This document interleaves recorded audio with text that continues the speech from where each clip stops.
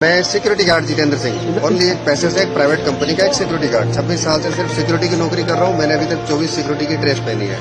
अब मेरी बात जो विशेष बात है जिसके लिए मुझे यहाँ बुलाया गया, मेरी पहचान मेरे पास ब्रिटिश काल वर्ल्ड वार 1 1914 प्रथम विश्व युद्ध से लेकर अब तक के कल परसों शहीद हुए हवलदार Gajendra Singh 2nd parachute regiment Gothi गांव बागेश्वर के जो शहीद हुए सिंहपुरा किश्तवाड़ में, अब तक के 2,07,000 शहीद जवानों की जानकारियां मेरे पास है।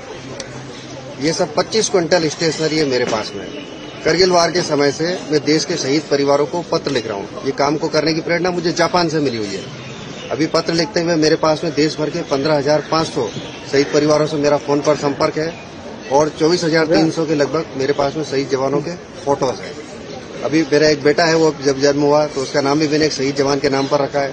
कोई 300 के लगभग मैंने शहीद जवानों की मूर्तियां बना रखी है। मैंने अपना जीवन के 26 साल इन शहीद जवानों की इन यादों को जिंदा करने के लिए समर्पित करके एक छोटा सा एक शहीद संग्रह बनाया हुआ है। अभी छोटे से शहीद संग्रह को खोजते हुए मैकेनाइज्ड गार्ड और डोगरा इन्फेंट्री के जवान भी अपना वर्ल्ड वार का रिकॉर्ड लेने के लिए मेरे पास आ चुके हैं। अब मैं आगे जाके अपना जीवन ऐसे ही हम देश के देशवासियों को समर्पित करना चाहता हूँ। एक शहीद हाल बनाना चाहता हूँ जहाँ पर आने वाले नए भारत को सच्ची राष्ट्रभक्ति की प्रेरणा दूं। जैसे यहाँ नई सरकार ने समरवार म्यूजियम बनाया, इतना का इतना ही मसाला मेरे पास भी है। तो मैं आगे जीवन जो है देश को समर्पित करना चाहता हूँ। यहाँ बुला के मुझे जो सम्मान दिया और खास सर ने जो सबसे पहले मुझे मौका दिया, इसके लिए बहुत धन्यवाद। जय हिंद, जय हिंद, जय हिंद।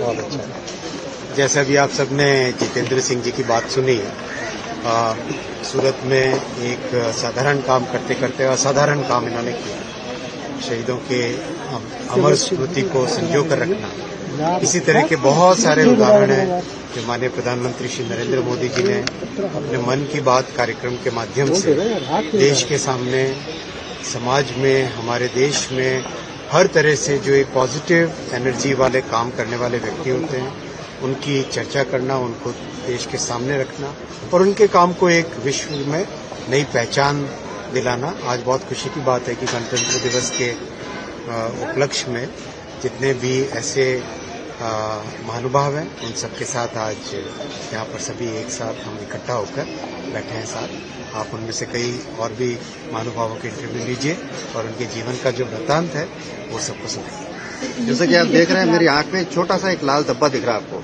सभी को दिख रहा है, सभी कांच वाले बड़े बड़े कैमरे लेके खड़े हैं यहाँ पे। ये 2010 के साल में 6 अप्रैल को सीआरपीएफ के दंतेवाड़ा में 76 जवान एक साथ शहीद हुए थे। तो उस समय जब पहले की सरकारों में काफी जवान शहीद हुए, साल 90 से लेकर 2007-8 में, तो उसके बाद में फिर जवान शहीद होना बंद हो गए। सरकार अच्छी आ गई है, लेकिन उस समय का वो दौर था।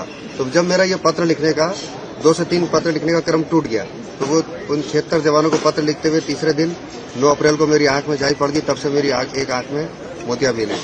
तो जब मुझे पता चल गया था मतलब कि आगे इस काम को फ्री में कोई करने वाला नहीं है, तो आज मैंने अपने शहीद संग्रह में 5,000 लेटर एडवांस लिख के रखे हुए।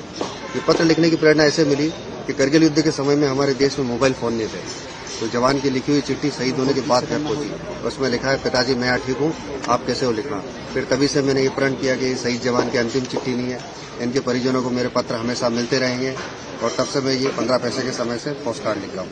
देशभक्ति की प्रेरणा करगिल युद्ध के समय में जो प्रधानमंत्री जी ने जो मेरी लाइन जो उन्होंने मन की बात में भी कही है कि एक बार शहीद के पिता ने कहा था कि बेटा गया तो क्या हुआ, वतन तो सलामत है। ये वो पंक्ति थी जो मुझे राष्ट्रभक्ति के बीच बो गई और मैं शहीदों की जानकारी संग्रह करने लगा।